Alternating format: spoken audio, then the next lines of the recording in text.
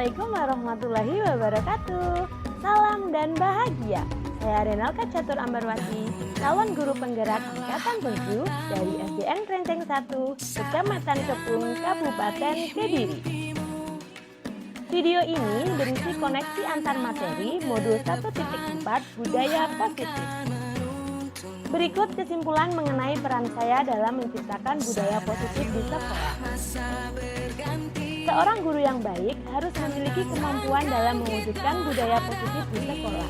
Budaya positif tersebut dapat menjalankan dengan menerapkan konsep-konsep inti seperti disiplin positif, memahami motivasi perilaku manusia berkaitan dengan hukuman dan penghargaan, posisi kontrol seorang guru, pembuatan keyakinan sekolah atau kelas, dan penerapan segitiga restitusi dalam penyelesaian masalah.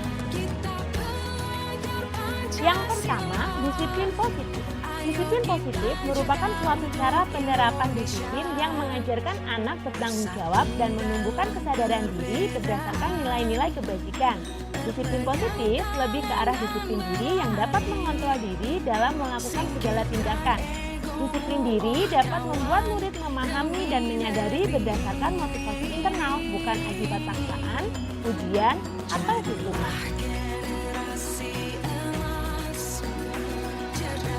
Yang kedua, guru harus memahami motivasi perilaku manusia. Terdapat 3 motivasi perilaku manusia, yaitu untuk menghindari ketidaknyamanan atau hukuman, untuk mendapatkan imbalan atau penghargaan dari orang lain, dan untuk menjadi orang yang mereka inginkan dan menghargai diri sendiri dengan nilai-nilai yang mereka percaya.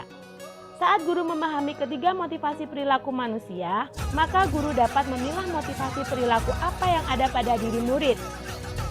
Jika murid memiliki motivasi untuk menghindari ketidaknyamanan atau hukuman dan untuk mendapatkan imbalan atau penghargaan dari orang lain, maka motivasi yang ada pada diri anak masih berasal dari eksternal. Sehingga guru berupaya untuk dapat menumbuhkan motivasi internal dalam diri siswa agar dapat memunculkan pribadi yang menghargai diri sendiri dengan nilai-nilai yang mereka percaya. Sebaiknya hindari hukuman dan pemberian penghargaan berlebihan agar meminimalisir motivasi eksternal dalam diri murid. Yang ketiga, posisi kontrol seorang guru. Terdapat 5 posisi kontrol: penghukum, pembuat merasa bersalah, teman, pemantau, dan manajer. Di antara 5 posisi kontrol guru tersebut, sebaiknya seorang guru menggunakan posisi kontrol sebagai manajer. Sebagai manajer, guru berbuat sesuatu bersama murid, mempertanggungjawabkan perilakunya, dan mendukung murid agar menemui solusi atas permasalahannya. Posisi manajer mengacu pada restitusi yang dapat menjadikan murid sebagai manajer bagi dirinya sendiri, sehingga tercipta identitas positif atau berhasil pada diri murid. Yang keempat adalah pembuatan keyakinan sekolah atau kelas.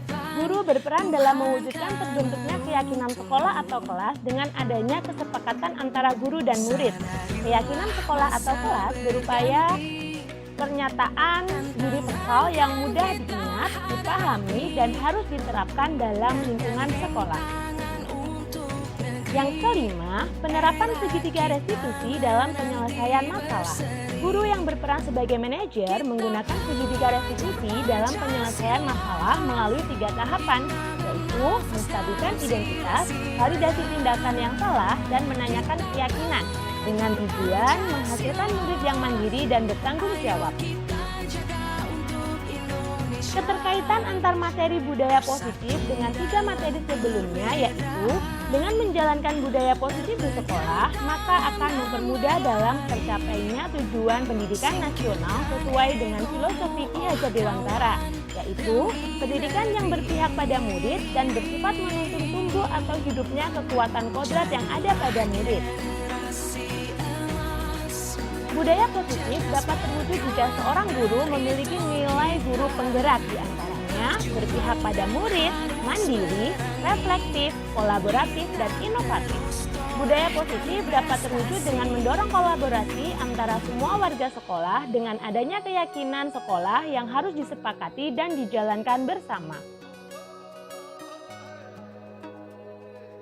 Salah satu perubahan yang diinginkan sesuai dengan visi guru penggerak adalah terbentuknya budaya positif agar diperoleh sekolah yang nyaman, aman, dan berpihak pada murid. Untuk mewujudkan visi guru penggerak tersebut dengan pembuatan prakarsa perubahan sesuai dengan filosofi Ki Hajar Dewantara dan profil pelajar Pancasila. Refleksi. Sejauh mana pemahaman Anda tentang konsep-konsep inti yang telah Anda pelajari di modul ini, yaitu disiplin positif, teori kontrol, teori motivasi, hukuman, penghargaan, kontrol posisi guru, kebutuhan dasar manusia, keyakinan kelas, dan segitiga ganti rugi. Adakah hal-hal yang menarik untuk Anda dan di luar dugaan? Jawabannya, saya sudah memahami konsep-konsep inti dalam modul budaya positif berkaitan dengan disiplin positif, teori kontrol, teori motivasi, hukuman dan penghargaan, posisi kontrol guru, kebutuhan dasar manusia, keyakinan kelas, dan segitiga restitusi. Seluruh konsep inti tersebut harus diresapi dalam diri, diwujudkan dalam tindakan, dan dibagikan pada rekan guru di sekolah. Hal yang menarik bagi saya dan di luar dugaan adalah saat saya mempelajari motivasi perilaku manusia berupa penghargaan. Ternyata penghargaan dapat berdampak kurang baik bagi murid. Di antaranya dapat merusak hubungan, mengurangi ketepatan, menurunkan kualitas, mematikan kreativitas, dan bersifat menghukum. Perubahan apa yang terjadi pada cara berpikir Anda dalam menciptakan budaya positif di kelas maupun di sekolah Anda setelah mempelajari modul ini? Jawabannya, perubahan yang terjadi adalah saya menyadari posisi kontrol yang biasanya saya lakukan adalah sebagai penghukum dan pemantau. Seharusnya sebagai manajer dengan cara menangani masalah dengan menggunakan segitiga restitusi. Pengalaman seperti apakah yang pernah Anda alami terkait penerapan konsep-konsep inti dalam modul budaya positif baik di lingkup kelas maupun di sekolah Anda?